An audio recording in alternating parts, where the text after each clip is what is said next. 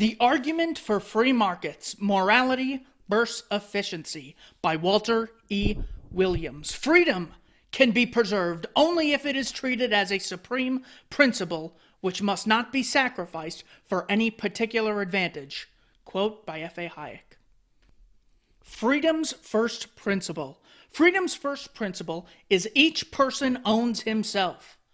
The transition from socialism to capitalism and the preservation of capitalism require what philosopher David Kelly calls the entrepreneurial outlook on life, which he describes in part as a sense of self-ownership, a conviction that one's life is one's own, not something for which one must answer to some higher power.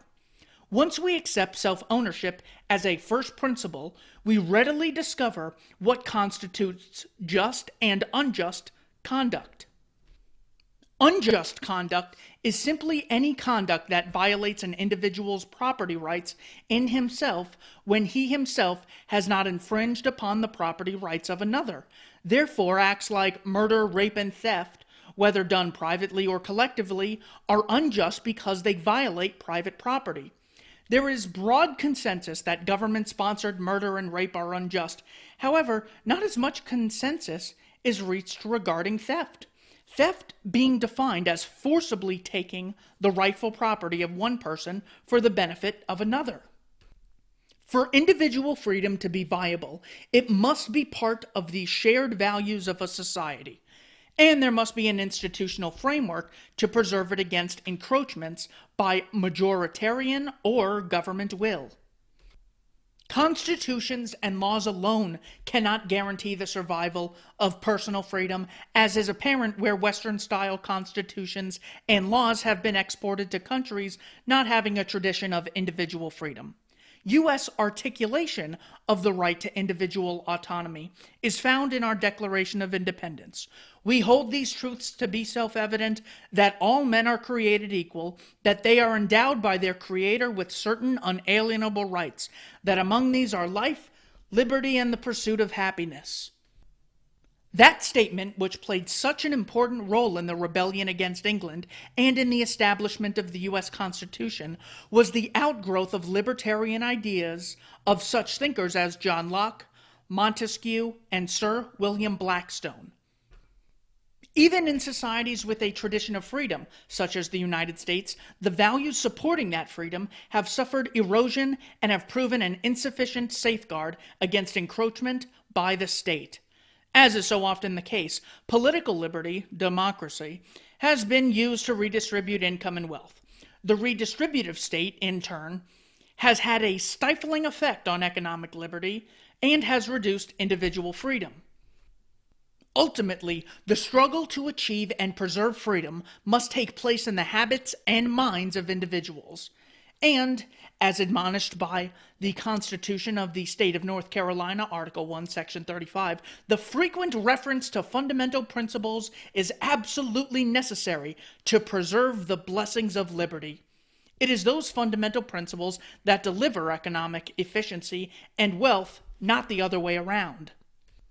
Fundamental moral principles or values are determined in the arena of civil society. Values such as thrift, hard work, honesty, trust, and cooperative behavior based on shared norms are the key to improving the human condition and provide the undergirding for a free market economy. Just as important are such social institutions as respect for private property, sanctity of contracts, educational institutions, clubs, charities, churches, and families. All those institutions provide the glue to hold society together in terms of common values and provide for the transmission of those values to successive generations. Too often, informal institutions and local networks are trivialized and greater favor is given to the intellectual's narrow conception of what constitutes knowledge and wisdom. The importance of informal networks such as friends, church members, neighbors, and families cannot be underestimated, as demonstrated in the following example of small proprietorships. The critical determinants of a proprietor's success are perseverance, character, ability, and other personal characteristics. Banks seldom finance the establishment of such business. Most small businesses are financed through friends and family. The reason is that those are the people who have the lowest cost in acquiring the necessary information about the proprietor's characteristics deemed critical for success. Also, friends and family who lend the proprietor money have a personal stake in the business and have an incentive to moderate their likely bias in favor of the borrower. Clearly, a formal lending institution could query friends and relatives. However, the information obtained would have greater bias because friends and relatives would not have sufficient stake in the business to offset any personal bias they had in favor of the borrower. Institutions and wealth. F.A. Hayek refers to the rules of several property determined by traditions and values. Those rules consisted in what David Hume called the stability of possessions, transference by consent, and the keeping of promises. Nations that have respected the rules of several property have produced social and economic climates far more conducive to the welfare of their citizens than nations who have failed to respect property rights. People in countries with larger amounts of economic freedom, such as the United States, Canada, Australia, Hong Kong, Japan, and Taiwan, are far richer and have greater human rights protections than people in countries with limited free markets, such as Russia, Albania, China, and every country in Africa. The role of private property and free markets in creating wealth is often overlooked. Factors such as natural resource endowment, population size, and previous conditions, colonialism, are claimed to explain wealth. Yet, those factors cannot explain human betterment. The United States and Canada have relatively small populations, abundant national resources, and are wealthy. However, if low population density and abundant natural resources were adequate explanations of wealth, one would expect the former Soviet Union and countries on the continent of Africa and South America to be wealthy. Instead, the former Soviet Union, Africa, and South America are home to many of the world's poorest and most miserable people.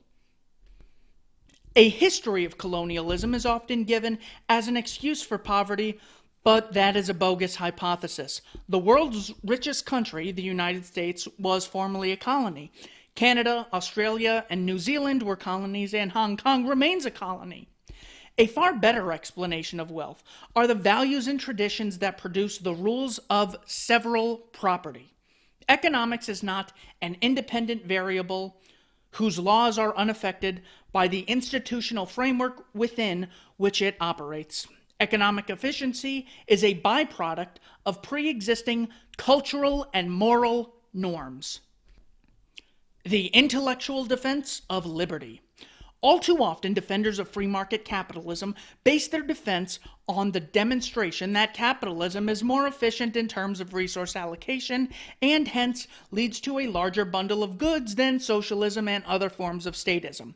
However, as Milton Friedman frequently points out, economic efficiency and greater wealth should be promoted as simply a side benefit of free markets. The intellectual defense of free market capitalism should focus on its moral superiority. In other words, even if free enterprise were not more efficient than other forms of human organization, it is morally superior because it is rooted in voluntary relationships rather than force and coercion, and it respects the sanctity of the individual. The wealth created by free market capitalism also cultivates civil society. For most of human history, individuals have had to simply eke out a living. With the rise of capitalism and the concomitant rise in human productivity, people were able to satisfy their physical needs with less and less time. Economic progress made it possible for people to have the time to develop spiritually and culturally. The rise of capitalism enabled the gradual extension of civilization to greater and greater numbers of people. As the wealth of nations grew, people had the means to become educated in the liberal arts and to gain greater knowledge about the world around them. The rise of capitalism enabled ordinary people to attend the arts, afford recreation, and contemplate more fulfilling and interesting life activities, and engage in other culturally enriching activities that were formerly only within the purview of the rich. Demystification of the state. A. V. Dicey, 1914, page 257, wrote, "The beneficial effect of state intervention, especially in the form of legislation, is direct, immediate, and, so to speak, visible, whilst its evil effects are gradual and indirect, and lie outside our sight. Hence the majority of mankind must almost of necessity look with undue favor upon government intervention. This natural bias can be counteracted only by the existence in a given society of a presumption or prejudice in favor of individual liberty, that is, of laissez-faire. One can hardly determine the casualties of war simply by looking at survivors. We must ask, what happened to those whom we do not see? Similarly, when evaluating intervention as public policy, we cannot evaluate it simply by looking at its beneficiaries. We must discover its victims. Most often, the victims of public policy are invisible. To garner greater public support against government, command, and control, we must somehow find a way to make those victims visible. In all interventionist policy, there are those who are beneficiaries and those who are victims. In most cases, the beneficiaries are highly visible and the victims are invisible. A good example is the minimum wage law. After enactment of an increase in the minimum wage law, politicians accompanied by television crews readily point to people who have benefited from the legislation. The beneficiaries are those with a fatter paycheck. Thus, the politician can lay claim to the wisdom of his legislation that increased minimum wages. Moreover, the politician is also a beneficiary, since those now earning higher wages will remember him when election time comes around. By parading minimum wage beneficiaries across the stage, those who oppose minimum wage increases can be readily portrayed as having a callous, mean-spirited disregard for interests of low-wage workers. A political strategy of those who support liberty should be that of exposing the invisible victims of minimum wage laws. We need to show those who have lost their jobs or do not become employed in the first place because their productivity did not warrant being employed at the minimum wage. We should find a way to demonstrate how jobs destroyed by the minimum wage, such as busboys, gasoline station attendants, and movie ushers.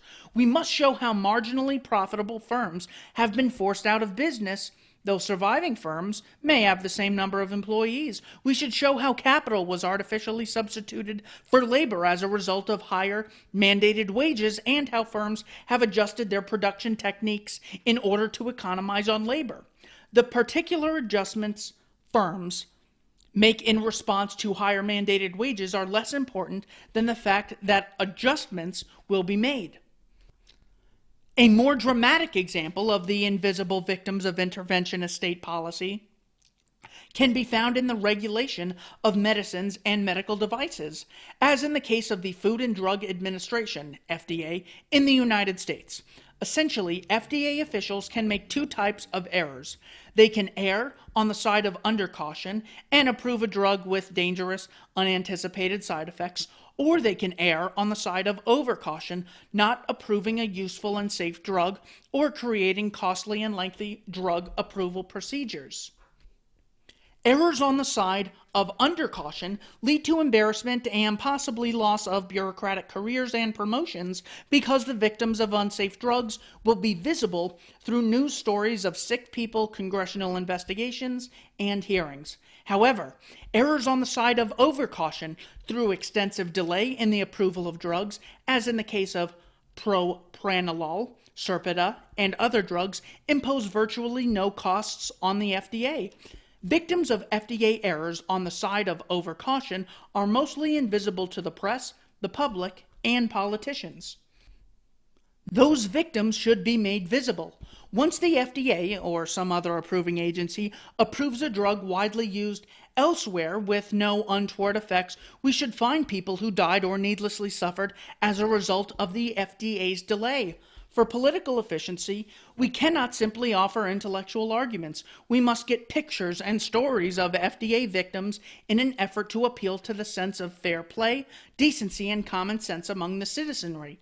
But there is also a role for intellectual arguments in the sense of teaching people that any meaningful use of safe must see safety as a set of trade-offs rather than a category. The attempt to get a safe drug means that people will die or needlessly suffer during the time it takes to achieve greater safety. That toll must be weighed against the number of people who might die or become ill because of the drug's earlier availability and attended unanticipated harmful side effects. People should also be taught to understand that if 100% safe drug is ever achieved, it will be the only thing in the world that is 100% safe.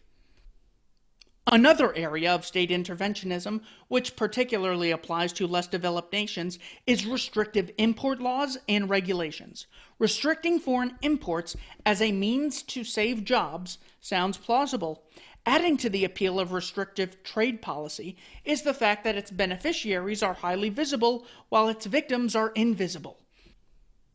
Using an example of the American experience may suggest a political strategy.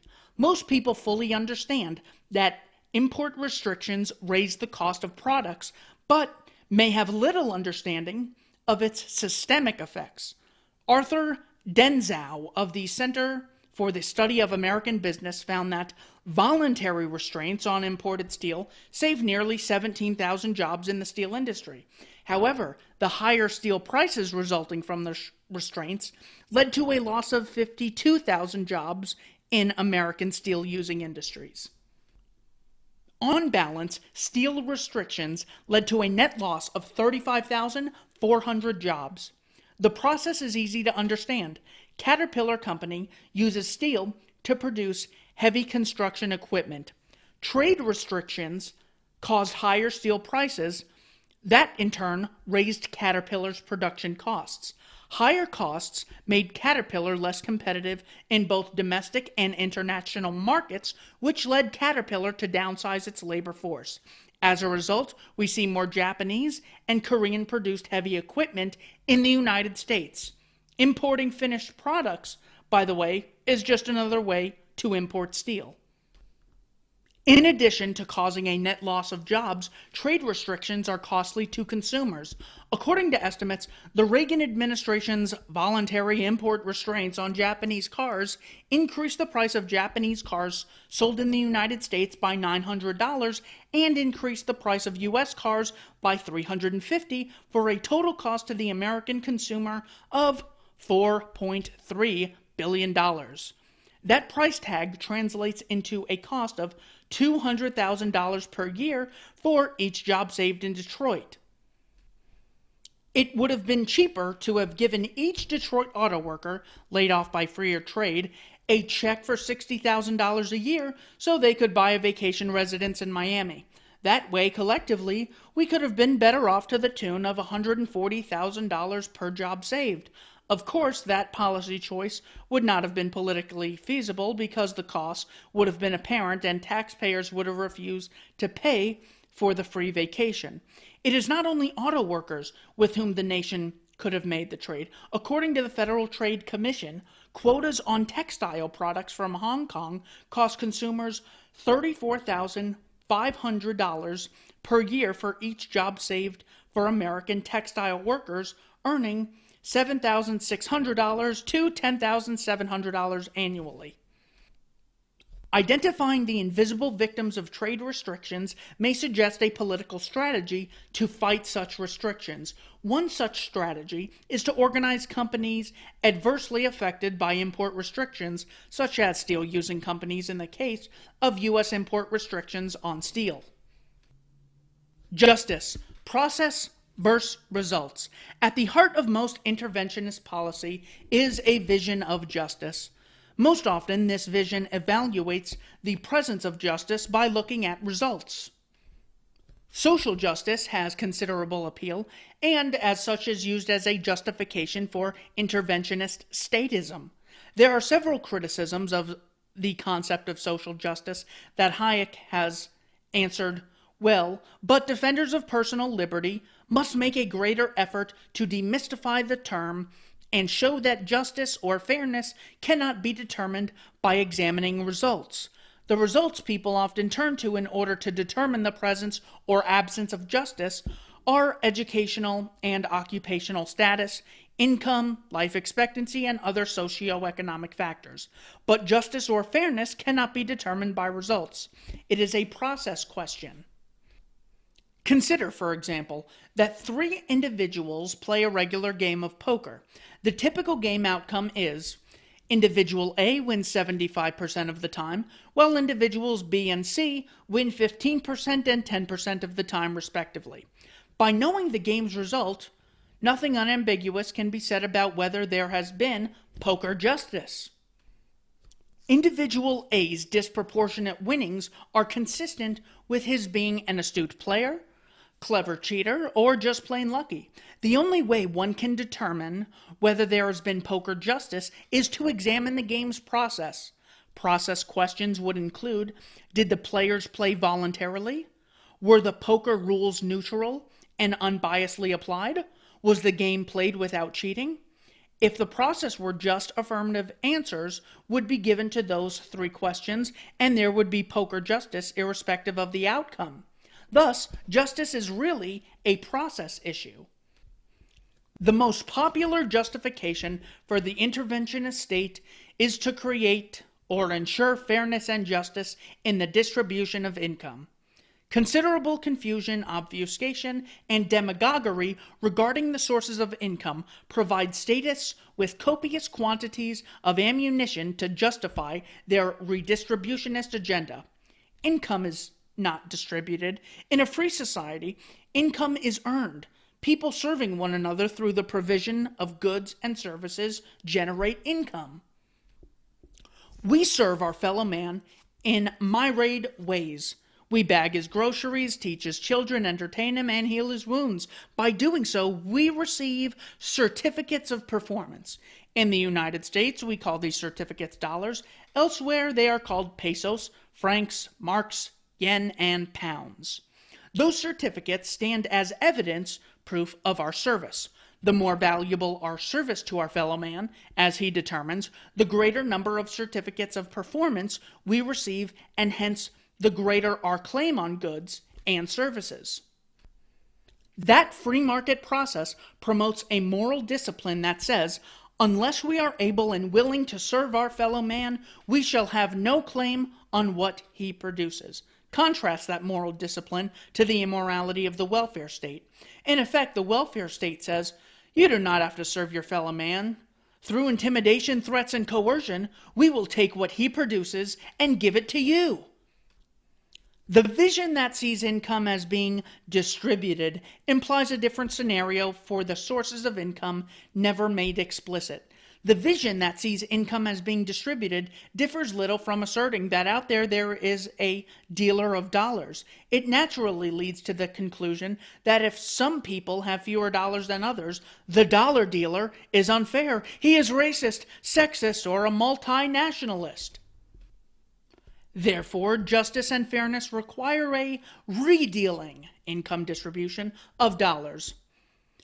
That way, the ill-gotten gains of the few are returned to their rightful owners. That vision is the essence of the results-oriented view of justice underpinning the welfare state. Side note, welfare state doesn't just mean money given to the poor. Military-industrial complex, welfare state. The bankers getting troubled asset relief protection money, welfare state, and so on. And politicians and the lobbyists, whatnot. People who criticize the existing distribution of income as being unfair and demand government redistribution are really criticizing the process whereby income is earned.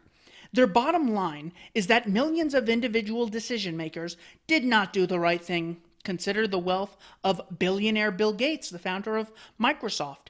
Gates earned billions because millions of individuals voluntarily spent their money on what they wanted, his products. For someone to say that Gates' income is unfair is the same as saying that decisions of millions of consumers are wrong.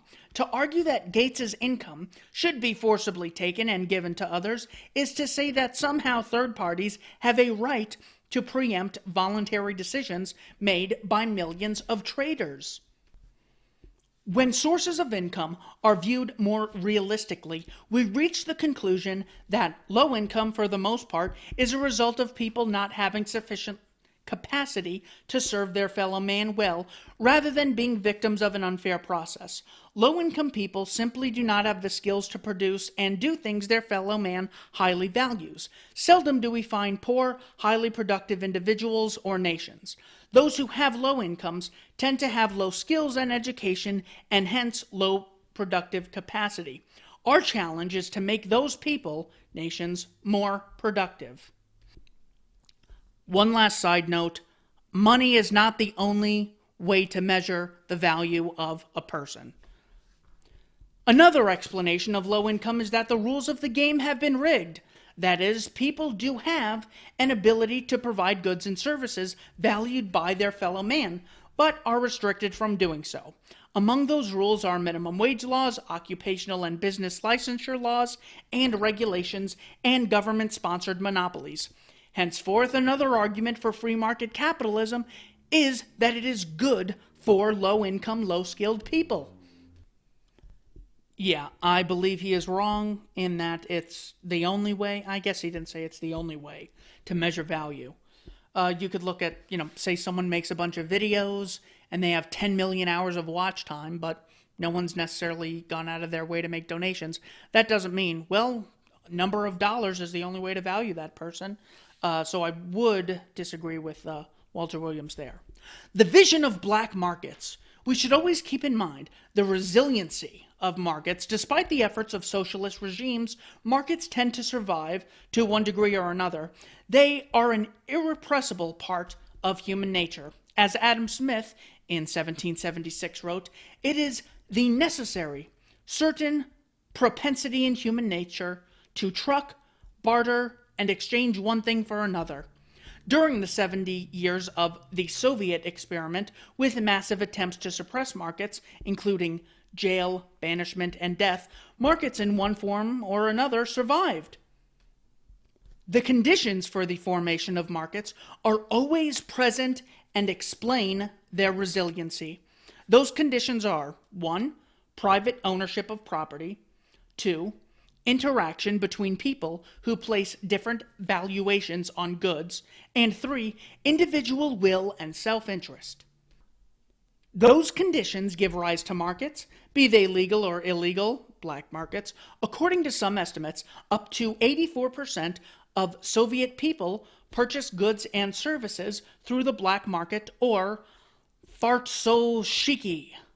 The fartsovshiki was also a source of additional employment and hence income for as many as 20 million Soviet citizens. According to Automotive News 1985, 60% of Soviet citizens used black market mechanisms for auto repairs, and another 30% purchased gasoline and parts from black market distributors. Soviet officials could never eliminate black markets, and one doubts that they wanted to. After all, the Soviet system may have survived as long as it did because some of its more uglier consequences were mitigated by the presence of black markets. Given the periodic short ages of the life's necessities, such as food and clothing, there may have been uncontrollable social disorder if Soviet citizens had to do without, rather than have a black market outlet to which they could turn to for relief. The Soviet experience proves that man is by nature a capitalist. The transition from socialism to capitalism requires only that human nature be permitted to flourish. Conclusion. The struggle to extend and preserve free markets must have its primary focus the moral argument. State interventionists stand naked before well-thought-out moral arguments for private ownership of property, voluntary exchange, and the parity of markets. People readily understand moral arguments on a private basis. For example, one person does not have the right to use force against another to serve his own purposes. However, people often see government redistribution as an acceptable use of force. In a democratic welfare state, that coercion is given an aura of legitimacy. The challenge is to convince people that a majority vote does not establish morality and that free markets are morally superior to other forms